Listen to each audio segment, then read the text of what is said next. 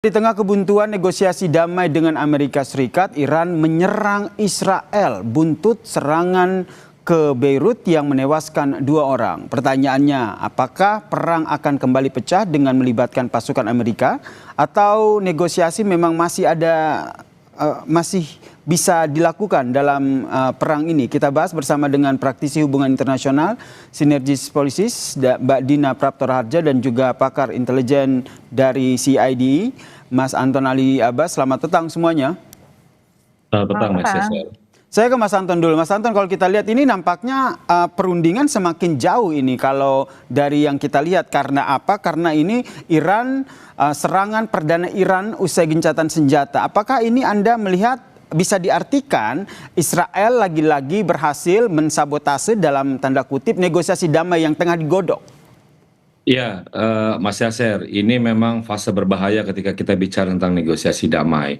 Kenapa? Karena ada 3 hal. Satu, bahwa Israel kemudian memang secara konsisten ini menunjukkan resistensi terhadap proses perdamaian itu karena mereka memang punya agenda sendiri, gitu. Karena bagaimanapun juga Benjamin Netanyahu ini juga sama seperti Trump, ini akan menghadapi yang namanya pemilu, mungkin akan digelar pada September-Oktober tahun ini. Di sisi lain kan publiknya memang menghendaki dan mendukung, sama kayak tadi ditanya dengan Iran, mendukung perang terhadap Iran. Ini kan jadi menarik ya. Jadi kalau Iran mendukung perang terhadap Israel, sebaliknya gitu. Itu satu. Kedua, Iran mau tidak mau memang kemudian ingin membela Hezbollah dalam hal ini. Karena bagaimanapun juga Hezbollah itu tidak hanya sekedar proksi biasa, tapi dia adalah merupakan pilar ya, pilar utama gitu ya dari Iran untuk menunjukkan deterrence pada negara-negara di kawasan. Karena dia pilar yang berada di luar dari posisi diri gitu. Yang ketiga, memang mau tidak mau yang akan menjadi korban pertama dari insiden ini adalah yang namanya MOU gitu. Yang MOU yang selalu berulang kali Trump bilang bahwa ini sudah makin dekat, sudah makin dekat, sudah makin dekat. Tapi kan kenyataannya Netanyahu dengan ketika dia melakukan serangan kepada Iran itu kan menunjukkan bahwa bagaimana Netanyahu menolak untuk patuh terhadap Washington. Dan ini yang memang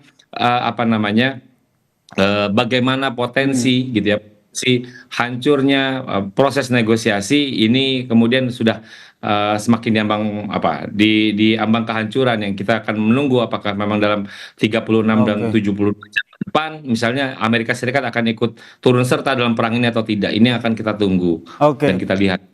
Itu dari sisi Israelnya. Kalau dari Mbak Dina sendiri membaca sikap Iran sendiri dalam serangan terbaru ini seperti apa? Iran sudah berkomunikasi dengan mitra-mitra Amerika Serikat sebelum melakukan serangan ini. Dia berkomunikasi dengan Qatar, kemudian juga dengan Turki, Prancis, bahkan Inggris. Jadi kalau ada satu pesan yang mau disampaikan oleh Iran, sebenarnya bahwa proses negosiasi itu masih tetap bisa jalan. Hanya saja Trump sebagai negosiator, Trump sebagai pemain penting dalam negosiasi ini itu sedang kehilangan kredibilitasnya secara serius di mata Iran. Dan bisa jadi sebenarnya kalau dilihat dari kejadian yang berkembang juga di dalam negeri Amerika Serikat, di mana 3 Juni kemarin itu lolos ya concurrent resolution di House of Representatives, dan di sana ada 4 orang dari perwakilan dari Partai Republikan yang pindah jalur menjadi mendukung posisi Partai Demokrat untuk membatasi peranan Trump dan peranan Amerika Serikat dan menarik pasukan dalam waktu kurang dari 60 hari.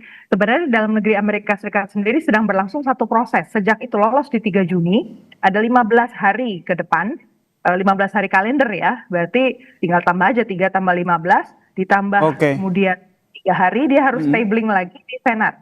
Jadi Senat pun punya tanggung jawab untuk melakukan pemeriksaan dan menginisiasi joint resolution. Sehingga kita membaca peta perang antara keempat pihak ini seperti apa: Iran, Hizbullah, Israel, dan juga Amerika Serikat. Karena kalau kita lihat dari sisi Lebanonnya sendiri, Presiden Lebanon sendiri sempat bilang bahwa sempat memperingatkan Iran untuk tidak ikut campur begitu. Tapi jangan dijawab dulu Mbak Dina, kita lanjutkan perbincangan kita juga nanti ada Mas Anton Ali Abbas juga. Tetaplah bersama kami di Kompas Petang.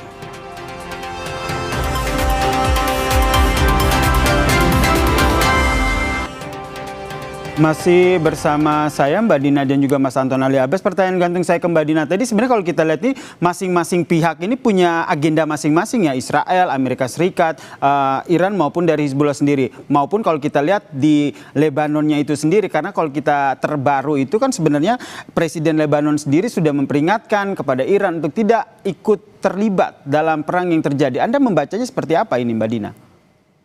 Lebanon tidak punya pilihan bebas ya. Lebanon itu dalam posisi berusaha mencari perlindungan dari Amerika Serikat dan masih percaya bahwa dia akan mendapatkan bantuan keuangan untuk berhadapan dengan Israel. Tapi sebenarnya menurut saya itu bukan satu solusi pada titik ini. Intinya bahwa di dalam negeri Amerika Serikat, Presiden Donald Trump itu sedang kehilangan kredibilitas. Dua swing state yang sangat penting buat Trump dan punya sejarah pahit untuk Trump. Dia pernah kalah juga di swing state itu di masa Biden ya, diambil ke Demokrat, Pennsylvania dan Michigan. Itu sekarang udah beralih dan beralih mendukung Demokrat. Artinya ada prospek nih bulan November besok Partai Republikan bisa kehilangan suara. Dan itulah yang menurut saya membuat Trump sekarang harus berpikir keras kalau dia masih mau tetap maju dengan strateginya. Dia harus mengubah posisinya lebih multilateral. Kalau dia tetap unilateral seperti sekarang, dia sebenarnya udah kehilangan kredibilitas. Sehingga kalau kita lihat Mas Anton, Anda membacanya dengan pertimbangan masing-masing pihak ini, mungkinkah akan terjadi perang terbuka dalam waktu dekat?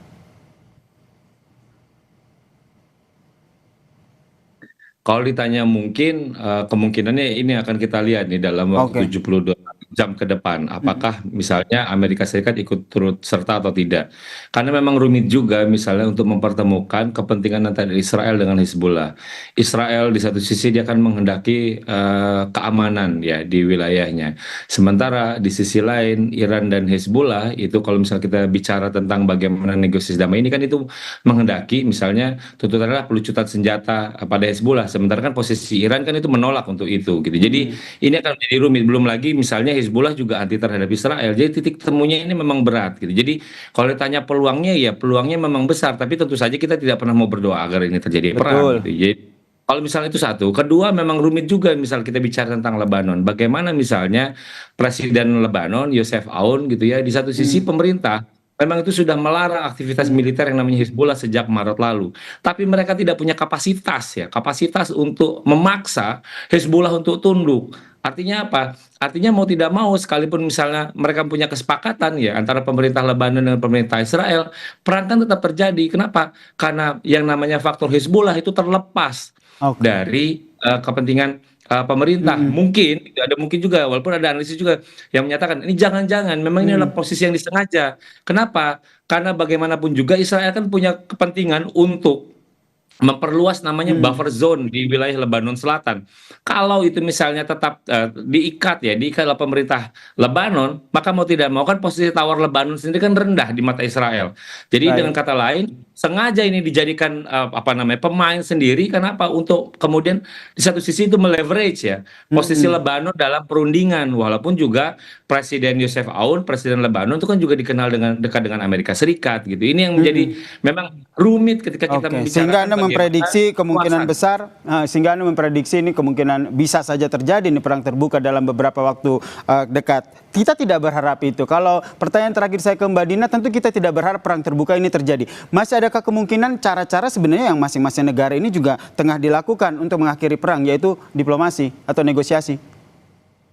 Negosiasi menurut saya masih jalan. Intinya masih tetap dicari titik temunya. Kuncinya menurut saya ada di negara-negara Eropa nih justru, karena mereka tahu bahwa Israel itu dalam posisi untuk terus menggempur, sementara Amerika Serikat dalam posisi sudah kehilangan kredibilitas. Senjata untuk Israel itulah kuncinya, dan selama ini negara-negara Eropa masih terus mempersenjatai Israel. Jadi menurut saya ada yang bukan cuma sekedar penonton nih di sini, mereka sebenarnya aktif juga dalam menyuplai senjata dan punya stake. Tinggal punya taruhan di sini, tinggal masalahnya mereka mau bergerak atau enggak. Kalau enggak ya terus. Ini yang menjadi harapan kita bersama ya, negosiasi masih berlangsung dan perang terbuka ini tidak terjadi lagi. Terima kasih Mbak Dina, terima kasih Mas Anton Ali Abbas atas perspektifnya di Kompas Petang. Salam sehat semuanya.